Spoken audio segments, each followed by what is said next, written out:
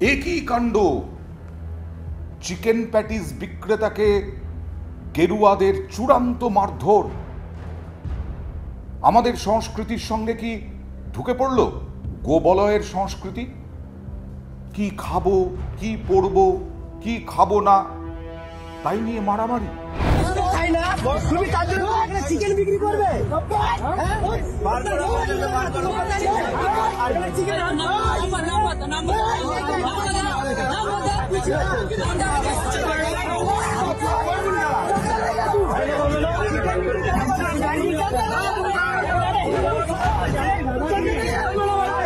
গত রবিবার 5 লক্ষ কণ্ঠে গীতাপাঠ অনুষ্ঠান ছিল। তাতে অনেক বিজেপি নেতৃত্ব উপস্থিত ছিলেন। ব্রিগেডে ছিল, ব্রিগেডে খোলা মাঠে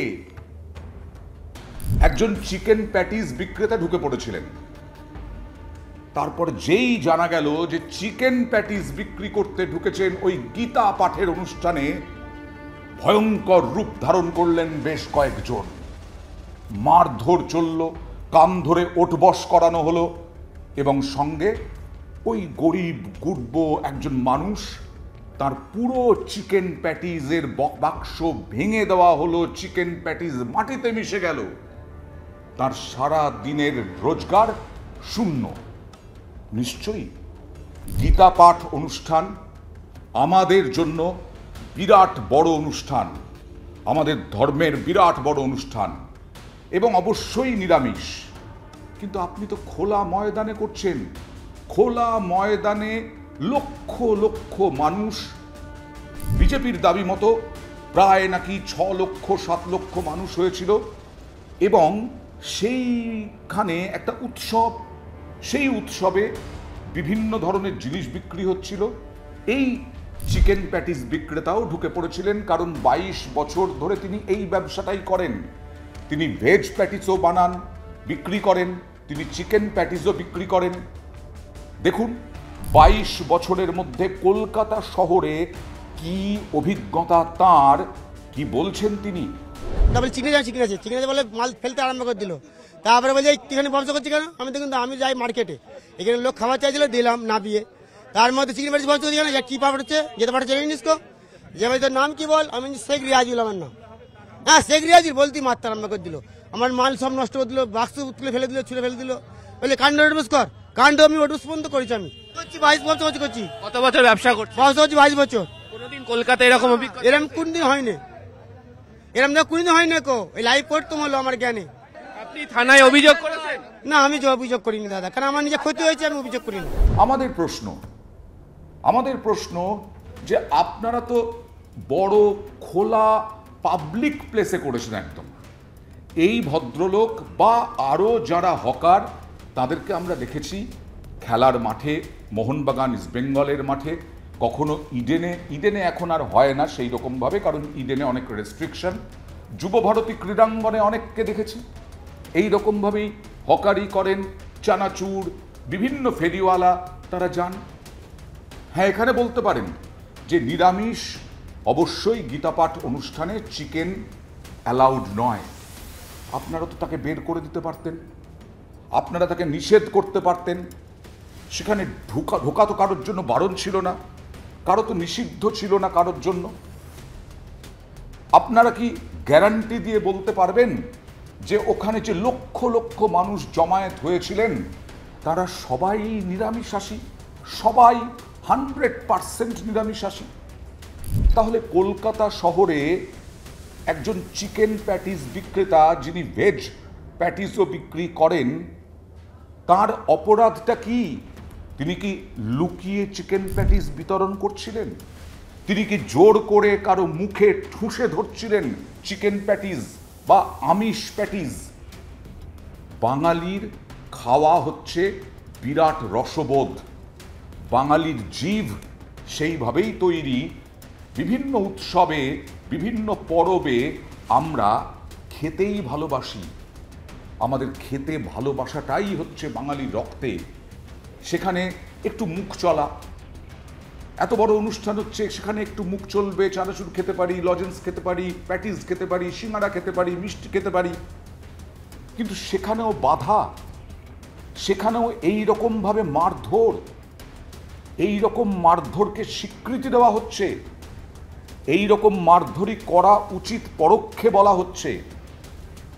একজন গরিব গুরব মানুষ, তার অবশ্যই সংখ্যালঘু তিনি, তাই কি আরো বেশি আক্রোশ? তাই কি মনে হলো যে এই সংখ্যালঘু লোকটা ইচ্ছে করে সেখানে চিকেন প্যাটিস বিক্রি করতে গেছেন? দেখে তো মনে হয় না, কারণ যিনি চিকেন প্যাটিস বিক্রি করতে গেছেন তার শিক্ষাগত যোগ্যতা, তার মেধাবী বা মেধা, এইটা নিয়ে প্রশ্ন তোলাই যায়। কারণ যেরকম তার পোশাক আশাক, যেরকম চেহারা, তাকে দেখে কখনোই মনে হয় না সব দিক থেকে তিনি সচেতন। ওখানে যে আমিষ বিক্রি করা যাবে না এ ব্যাপারেও তিনি কি সচেতন আপনারা ভাবলেন? আবার বলছি, মারধর, কান ধরে ওঠবস, চিকেন প্যাটিস বিক্রি করতে গেছেন বলে একজন গরিব মানুষের পুরো ব্যবসাটা শেষ করে দিলেন, সেদিন ধুলোয় মিশিয়ে দিলেন আপনারা যারা করলেন। আমাদের বাঙালি সংস্কৃতির সঙ্গে মেলে, বাংলার সংস্কৃতির সঙ্গে মেলে। অনেকেই বাঙালি ছিলেন সেখানে, অনেকে বাংলাতে কথা বলছিলেন। বলুন তো বুকে হাত দিয়ে, আপনি কি নিরামিষ খান? আপনি কি আমিষ ছোন না? আপনি কি বাঙালি নন?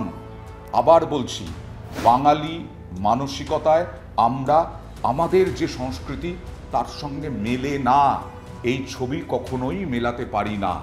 কারা করেছে, কি করেছে তার বিষয়ে তো কেউ গ্যারান্টি কেউ দেয়নি, বা এখনো পর্যন্ত প্রমাণ কেউ দেয়নি যে বিজেপি করেছে বা যারা অর্গানাইজ করেছে তারা করেছে। কিছু লোকের হয়তো মানসিক যে আছে, তাদের যে ধর্মের প্রতি আবেগ আছে, সেই আবেগে কিছু লোক হয়তো আহত হয়েছে। এখন সেই প্যাটিস আমিষ না নিরামিষ, এবং সেই কারণে তাকে যেভাবে মারধর করা হয়েছে, পুলিশের কাছে এই প্রভিশনস রয়েছে যে পুলিশ নিজে সুয়োমোটোতে এফআইআর করে পুলিশ ইনভেস্টিগেট করতে পারে। উত্তরপ্রদেশের এই মব লিঞ্চিংয়ের কালচার, কাউবেল্টের এই মব লিঞ্চিংয়ের কালচার পশ্চিমবাংলায় যেভাবে ইম্পোজ করতে চাইছে, এবং যেভাবে ল অ্যান্ড অর্ডার ভেঙে পড়ছে, এবং পুলিশ প্রশাসন মিউট স্পেকটেটর হিসেবে বসে রয়েছে, মিউট স্পেকটেটর হিসেবে। হিউম্যান রাইটস কমিশন কোথায়? মানবাধিকার কমিশন কোথায়? কারুর কোনো দেখা নেই। আমরা কমপ্লেন দিয়েছি, আমরা আশা করি পুলিশ ব্যবস্থা গ্রহণ করবে, যদি না করে তাহলে আইনের পথে যা হয় আমরা তাই করব। এই নিয়ে রাজনৈতিক তরজা থাকবে, রাজনৈতিক তরজা হবে, কিন্তু একজন মানুষ হিসেবে অবশ্যই আমি বলছি, গীতা পাঠ অতি পবিত্র আমাদের কাছে। সেই গীতা পাঠ হচ্ছে একটা পাবলিক প্লেসে, ব্রিগেড প্যারেড গ্রাউন্ডে, যেখানে বাইরের লোকও, শুধু সাধু সন্তরা নন, শুধু সনাতনীরা নন, আরো হাজার হাজার সাধারণ মানুষও থাকতে পারেন। সেখানে বিক্রি করতে গেছেন চিকেন প্যাটিস, সরিয়ে দিন, না করে দিন, নিষেধ করে দিন, একেবারে বাসে তুলে অন্য জায়গায় দিয়ে আসুন। তা বলে মারধর, কান ধরে উঠবস, তা বলে চিকেন প্যাটিসগুলো ধুলোয় মিশিয়ে দেওয়া, এটা কি সমর্থনযোগ্য? আমরা তো কলকাতায় ময়দানে সাধারণত ননভেজ কি ভেজ প্যাটিস ভেবে তো খাই না, মানে আমরা তো ননভেজ খাই, আমরা তো বাঙালিরা মাংসাশী জাত, আমরা তো আমিষ খাই রেগুলার বেসিসে আর কি। সেই মানুষটি হয়তো বুঝতে পারেননি যে এই প্রেক্ষিতটাতে বা এই ক্ষেত্রটাতে আমিষ বিক্রি করাটা উচিত নয়। তিনি তো তার জীবিকা নির্বাহ করছিলেন, আর তো কিছু করছিলেন না। গীতা পাঠ তো খুব ভালো জিনিস, গীতা পাঠ আমার বাড়িতে নিয়মিত হয়। একজন মানুষ একটা ভুল করেছেন কি ঠিক করেছেন সেটা তো সেই ঘটনাটার প্রেক্ষিতে ভুল বা ঠিক, রাইট? ভদ্রলোক তো কিছু অন্যায় করেনি, এটা তো তার রুজিরুটি। তাকে মারধর করাটা বোধহয়, মারধর করাটা কখনো ঠিক না। এটা আমি সমর্থন করতে পারছি। নিয়ে আমাদের বাড়িতে যখন গীতা পাঠ হয় তখন নিরামিষ খাবার হয়, আমরা নিরামিষটাই খাই। সেক্ষেত্রে ও যদি ওই চত্বরে ঢুকে বিক্রি করছে তাকে বারণ করা যেত, যদি মেরে থাকে এবং ফেলে দিয়ে থাকে সেটাও না। যেখানে করেছে সেটা ফ্রি এরিয়া, সেখানে তো সে তার জীবিকার জন্য গেছে। এই সংঘাতটা বোধহয় ঠিক পথ নয়। যখন দুর্গাপুজোয় ওই বাগুইঘাটিতে বিরিয়ানির বিজ্ঞাপন ছিল, সেটা যখন একজন লোক কমপ্লেন করে নামিয়ে দিতে পারে এবং তারপর সেই বিরিয়ানি কোম্পানিকে গিয়ে তার এগেনস্টে ফাইন করতে পারে, তখন যে দুর্গাপূজা কমিটি সেটাকে মেনে নিয়েছিল তার ইঙ্গিত ছিল ওখানেই। যখন শিয়ালদায় বাংলাদেশি বলে, বাংলা ভাষায় কথা বলছে বলে কিছু লোক মারধর করে, তখনও এর ইঙ্গিত ছিল। প্রত্যেকটা ছবি আছে, ভিডিও আছে, প্রত্যেকটা লোকের মুখ দেখা যাচ্ছে। রাজ্য সরকার যদি গ্রেপ্তার না করে তাহলে এই ধরনের ঘটনা আরো ঘটবে।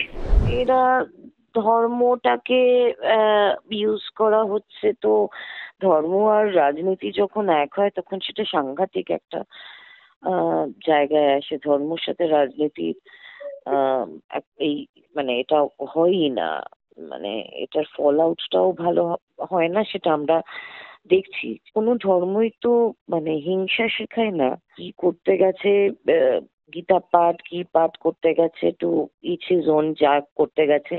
একটা লোক তার রুজির, সেও তো একটা কাজই করছে। তাহলে তুমি কিসের ধর্ম পালন করছো? মানুষের ধর্মটা পালন করছো না কেন? বিশৃঙ্খলা একটা উচ্ছৃঙ্খলা এই হিসেবে দেখছি। আর কি বলবো, বলার কিছু নেই। সমস্ত উচ্ছৃঙ্খলার মধ্যে বেশি দেখা গিয়েছে, আর কি ভালো লাগছে। কাজটা ওটাই ভালো হয়নি, এটুকু বলতে পারি। এই রকম সংস্কৃতি বাঙালি চায় না।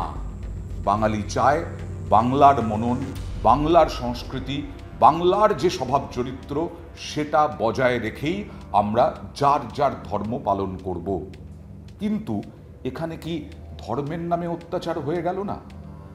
এই ব্যক্তি যদি অন্য ধর্মের হতেন বা সংখ্যাগুরু হতেন তাহলে কি অন্যরকম ব্যবহার আশা করতে পারতাম আমরা? নাকি এরকমই ব্যবহার করা হতো? নাকি এর নাম সংখ্যালঘু বলে, ইনি সংখ্যালঘু বলে এই ধর্মের নামে অত্যাচারটা হলো? আর কারা কি বলছেন সেটা দেখালাম। কিন্তু এই ছবি ভবিষ্যতে আমরা আর দেখতে চাই না। আমরা চাই বাংলা, বাঙালি, জাত্যাভিমান, মানসিকতা এই সমস্ত নিয়েই রাজনীতি রাজনীতির জায়গায় থাকুক, ধর্ম ধর্মের জায়গায় থাকুক। আমরা মানুষ, আমরা একটা গরিব, একজন নিম্নবিত্ত সামান্য ব্যবসায়ী, তাকে এইভাবে মারধর কখনোই কি সমর্থনযোগ্য? একবার ভেবে দেখবেন তো।